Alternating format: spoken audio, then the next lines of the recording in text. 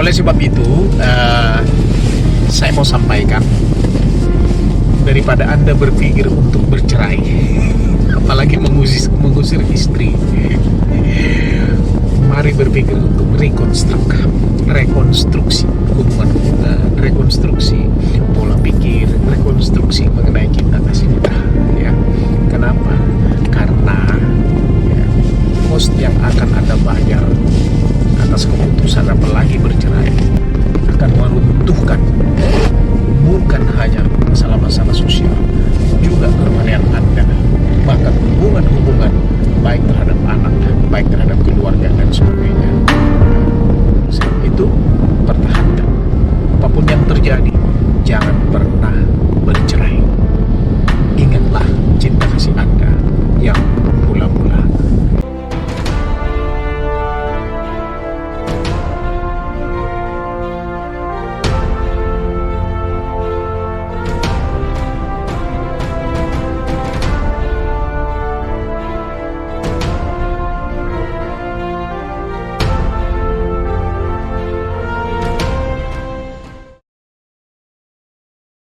Hi, welcome to the one and only Linson Channel. Pada saat ini kami sedang dalam perjalanan menuju Jakarta. Sedang santai sih, untuk ngobrol-ngobrol dengan seorang sahabat. Namun ada hal yang terusik di dalam diri saya. Dan tadi pagi sambil berolahraga, sedang ngobrol-ngobrol dengan istri saya. Dia katakan, "Pak, bagaimana orang yang sudah tua masih bisa bercerai? Apa yang sedang terjadi?" Nah, ini menjadi satu hal yang menarik, dan sambil ngobrol kami berdiskusi tentang hal ini. Nah, tetapi pada saat ini saya mau menyampaikan dari perspektif seorang ayah, seorang laki-laki terhadap istri. Dan saya belum pernah punya istri pengganti terhadap istri saya, belum pernah. Akan tetapi saya mengalami banyak hal dan menyaksikan beberapa orang yang bercerai, bahkan minta bantuan kepada saya. Oleh sebab itu saya mau bagi tip kepada kawan-kawan semua, terutama tips kepada mereka yang pada saat ini mempunyai posisi sebagai istri pengganti. Ya, media banyak mengupas pada akhir-akhir ini ada seorang pengacara yang cukup terkenal sedang bermasalah dengan istrinya. Ya, aku tidak mau menyoroti mereka. Ya. Tetapi saya mau datang dari perspektif seorang ayah. Apa sebenarnya yang ada di hati seorang ayah, seorang suami, ketika dia, ya, sebelum dia menikah dengan istri pengganti terhadap istrinya? Apakah istrinya itu berpisah mereka oleh karena bercerai, atau mereka atau si suami ini ditinggalkan istrinya oleh karena meninggal misalnya. Tetapi tetap saja seorang pria mempunyai pemikiran yang secara umum. Jadi saya bicara secara umum saja ini sebenarnya, tentang harapan dia atas ataupun terhadap istri pengganti. Jadi ini yang perlu diperhatikan oleh mereka yang ada rencana untuk menjadi istri pengganti, atau sedang menjadi istri pengganti, ataupun istri kedua. Ya, ini bukan sesuatu yang tabu, tetapi ini sesuatu hal yang perlu dipelajari, perlu dilihat supaya sukses, supaya jangan nanti saya sudah tua malah bercerai. Nah, ini penting sekali. Nah, untuk pria, khususnya yang punya anak, jadi kita batasi, seorang pria punya anak atau punya anak laki-laki, punya anak perempuan yang ingin mencari wanita pendamping hidupnya karena istrinya tadi sudah meninggal atau sudah bercerai. Apa yang ada di hati pria tersebut? Nah, secara umum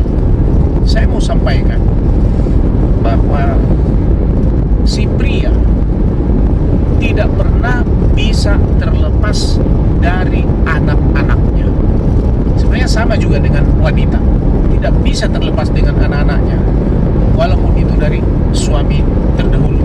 Ya. Mungkin dalam keadaan terpaksa, sering wanita harus meninggalkan anak-anaknya. Ya, seperti PKW misalnya, banyak kita dengar kisah-kisah seperti itu. Nah, si pria tadi tidak bisa terlepas dari anak-anaknya. Ini terlepas dari istrinya, dia bisa lupakan. Walaupun total dilupakan nggak mungkin. Tetapi dengan anak-anak, tidak mungkin dia melepaskan diri, atau tidak mungkin dia totally melupakan anaknya itu.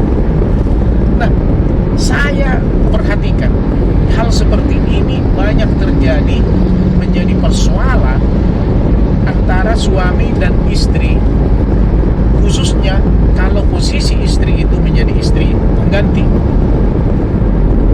Masalah anak-anak itu. Nah, sering anak-anak tidak cocok dengan ibu sambungnya, ibu pengganti. Ya. Sering juga si ibu tidak cocok dengan anak pengganti. Dengan anak tirinya.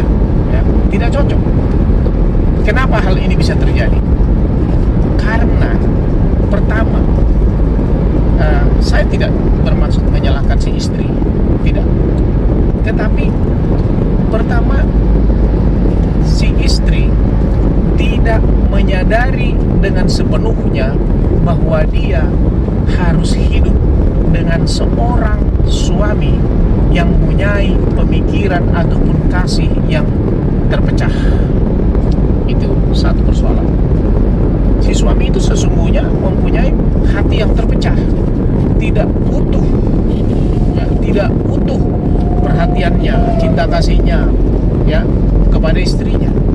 Dia berbagi kepada anak-anaknya, apalagi kalau anak-anaknya itu mungkin bermasalah juga, ya, pasti. Nah, ini yang kadang-kadang tidak disadari. Nah, untuk itu apa? Untuk itu sebenarnya perlu belajar. Apapun itu, hidup kita itu perlu kita belajar, perlu investasi. Bila perlu, mestinya si istri ini berkomunikasi ataupun berkonsultasi dengan ahli. Ahli apa? Ahli tentang pernikahan, ahli tentang ilmu jiwa, dan ahli mungkin dari segi kerohanian dan sebagainya, perlu supaya mulus. Ya. Itu yang pertama. Yang kedua, si ayah akan menjadi lebih mencintai putrinya ketika dia menikah dengan wanita lain sebagai istri pengganti. Ini catat nih. Secara umum, pria mau atau siap dipenggal kepalanya demi putrinya. Ini perlu saya tekankan. Si pria siap dia berkorban, ya, untuk putrinya. Kalau untuk putranya belum tentu, tapi untuk putrinya. Itu sebabnya kalau saudara perhatikan di seluruh dunia, ya, terutama di negara-negara Eropa, Amerika, Australia, ya, pada umumnya itu, bahkan di budaya Arab sendiri, ya, atau di Timur Tengah, ketika si putri mau menikah, maka yang menyerahkan putrinya itu adalah si ayah, bukan si ibu. Nah, ini perlu diperhatikan. Kenapa bukan si ibu? Kenapa si ibu? Si ayah yang menyerahkan. Ya. Kenapa? Karena memang rasa tanggung jawab itu ada di ayah. Ada di ayah. Sekalipun yang melahirkan dia si ibu. Dan si ayah ini siap itu. Kalau dicek itu jantungnya, hatinya itu, pikirannya itu, cinta dia kepada si putrinya itu melebihi cintanya kepada istrinya. Nah, ini yang terjadi terhadap ibu pengganti. Itu harus disadari. Oleh sebab itu, sebenarnya sangat mudah buat ibu pengganti untuk mengambil ataupun menggrab ataupun mengendalikan hati suaminya, cinta suaminya. Sangat mudah. Ya. Ada saya perhatikan beberapa public figure ya, yang berhasil dalam hal seperti ini. Berhasil. Dia dapat cinta dari anak-anaknya, dia dapat cinta dan perhatian dari suaminya total kepada istrinya itu. Padahal istrinya itu istri pengganti ya, buat anak-anak itu sebagai ibu tiri. Berhasil dia. Karena apa? Ini saya memberikan tipsnya ya, agar Anda mendapatkan cinta kasih 100% dari suami Anda. Cintai anak-anaknya, perhatikan anak-anaknya, ambil alih cinta ayahnya kepada putrinya, terutama putrinya. Ambil alih itu, maka akan pindah. Karena apa? Cinta kasih dia kepada putrinya, perhatian dia kepada putrinya sudah Anda ambil alih. Ketika Anda ambil alih itu, maka 100% sekarang perhatian cinta kasih daripada suami Anda berpaling kepada Anda, berpindah 100%, saya jamin. Kenapa? Karena kekhawatiran suami Anda terhadap putrinya hilang. Anda sudah mengambil alih. Apakah susah? No, tidak susah. Anda kan seorang wanita, Anda tahu apa yang harus dilakukan. Anda tahu apa yang dilakukan. Tempatkan diri Anda di sana, maka Anda akan berhasil. Ambil alih. Itu tips saya kepada Anda yang pada saat ini kebetulan menjadi istri pengganti atau ibu tiri terhadap anak-anak Anda. Ambil alih cinta suamimu kepada anak-anaknya ya. Ambil alih cinta suamimu kepada putrinya dengan cara perhatikan putrinya, perhatikan anak-anaknya full sebagaimana suami Anda memperhatikan dia ya. Anda akan berhasil. Ini dari seorang pria ini menyampaikan ini kepada Anda sebagai wanita. Pria itu logikanya yang jalan, perasaannya kurang jalan, logikanya yang jalan. Nah, oleh sebab itu sering dia melihat, mengamati istrinya. Ketika istrinya dan dia lihat kurang pas melakukan sesuatu, dia tidak ngomong, karena malas dia ngomong. Kadang didiamkan, tetapi dia perhatikan. Lama-lama numpuk bisa terjadi ledakan ya. Hal itu perlu apa? Dihindarkan. Itulah buat para ahli komunikasi yang mengatakan perlu dikomunikasikan. Yang menjadi persoalan komunikasi itu kadang-kadang bukan hanya dengan omongan. Komunikasi itu juga dengan gestur tubuh, dengan sikap, dengan perasaan ya. Nah, bagaimana cara mendapatkan itu? Pelajari. Jangan Anda mau membeli pakaian yang mahal-mahal tapi untuk belajar membayar konsultan tidak mau.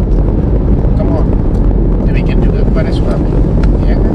Investasilah sedikit, bukan hanya untuk cari duit, investasi untuk mempertahankan keluarga, mempertahankan nilai-nilai keluarga yang baik, hubungan suami istri yang baik juga akan memerlukan investasi. Lalu secara hukum bagaimana kalau orang sudah tua bercerai ini? Saya mau sampaikan sedikit saja. Pernikahan itu di mata hukum tidak lebih dari sebuah perjanjian, kayak perjanjian membuat satu hal gitu ya. Hanya di Indonesia ini pernikahan itu ada nilai rohaninya. Kalau negara barat sana nggak ada urusannya dengan rohani itu. Orang bercerai, orang menikah biasa-biasa aja, ya kan? Nah, maka mereka bisa menikah juga laki-laki sama laki-laki karena dianggap itu apa? Pernikahan itu sebuah perjanjian saja. Perjanjian antara dua orang untuk hidup bersama, saling memperhatikan semuanya. Kalau mereka sudah cocok ya bercerai, ya kan? Nah, hal ini sekarang sedang terjadi di Indonesia. Dalam video sebelumnya saya katakan, sekarang sedang banyak terjadi perceraian. Dan full itu pengadilan urusan perceraian sekarang. Kenapa bisa terjadi begitu? Karena itu tadi nilai-nilai keluarga itu sudah bergeser. Ya tidak murni lagi cinta kasih. Tetapi dengan demikian tadi tips yang sedikit itu kepada Anda, balik kepada Anda yang sedang menjadi ibu tiri, istri pengganti, ya, investasikan sedikit dana Anda, investasikan sedikit waktu Anda, pikiran Anda untuk dapat ya mengisi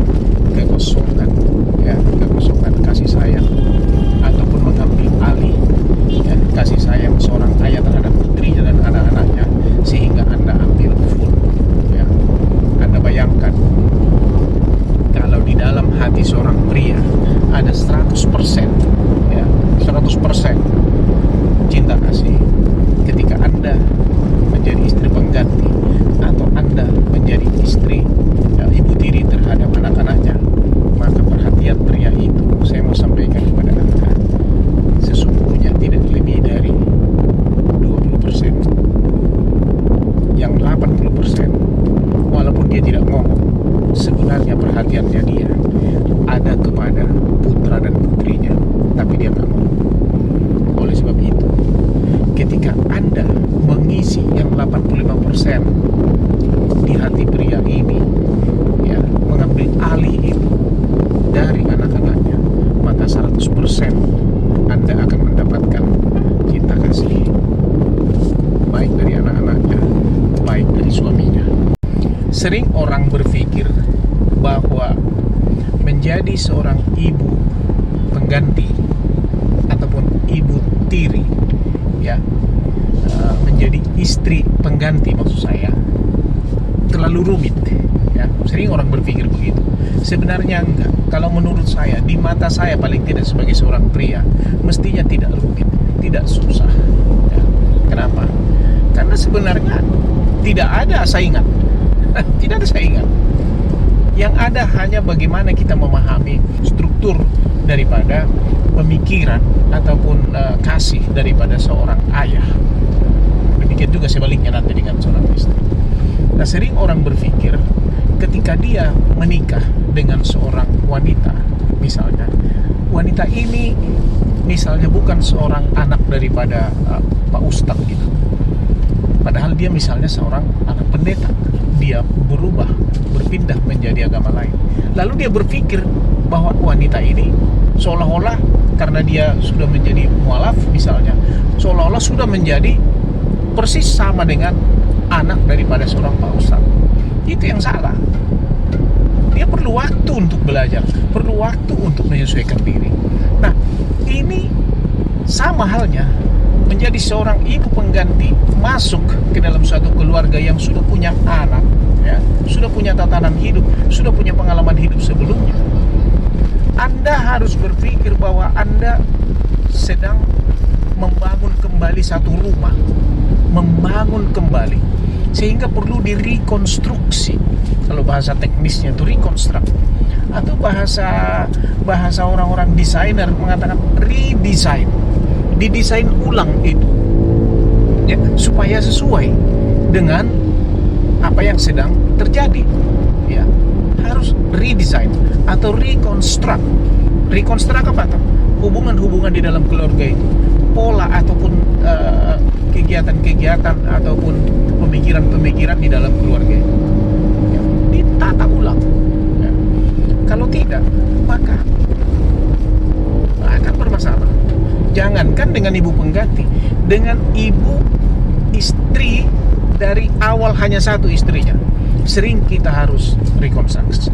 Sama dengan bawa mobil di jalan tol, lurus di jalan tol, tapi kita tetap saja harus mengadakan penyesuaian.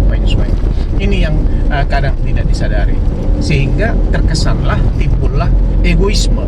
Padahal sebenarnya nggak ada egoismenya. Tidak ada egoisme sebenarnya. Hanya terkesan menjadi egois karena hanya memikirkan diri sendiri. Yang ada karena tidak mau rekonstruksi, tidak mau redesign kehidupannya. Ya, itu menjadi suatu persoalan. Nah, satu kali saya katakan pada istri saya, aku ingin kamu yang duluan meninggal daripada saya di masa tua kita nanti. Saya katakan itu kepada istri saya. Sejenak istri saya diam. Lalu dia tanya, apa maksudnya, kenapa begitu? Saya katakan, saya ingin melihat kamu sampai di akhir mata saya, ya, melihat istri saya. Artinya sampai kamu saya tutup di dalam kuburan, aku mau menyaksikan kamu. Saya tidak mau orang lain yang menguburkan kamu. Saya, itu perwujudan cinta saya kepada kamu. Saya katakan pada istri saya membuat yang terbaik. Sebagaimana saya dulu membuat yang terbaik ketika saya mulai berpacaran sama kamu. Itu yang ada di pikiran. Sama sebenarnya itu perhatian seorang ayah kepada istrinya yang dari awal itu pacarnya, terhadap istrinya, walaupun itu istri pengganti. Sama itu sebenarnya. Hanya sering ini tidak bisa, ya, direkonstruksi ulang, diredesign. Oleh sebab itu, tips saya, ya, kembali kepada anda-anda ini yang hendak punya istri pengganti ataupun menjadi istri pengganti, menjadi ibu tiri, Anda perlu ya rekonstruksi, Anda perlu redesign, perlu melihat itu supaya Anda bisa mendapatkan perhatian 100%. Mudah-mudahan berhasil. Inilah tips saya pagi ini.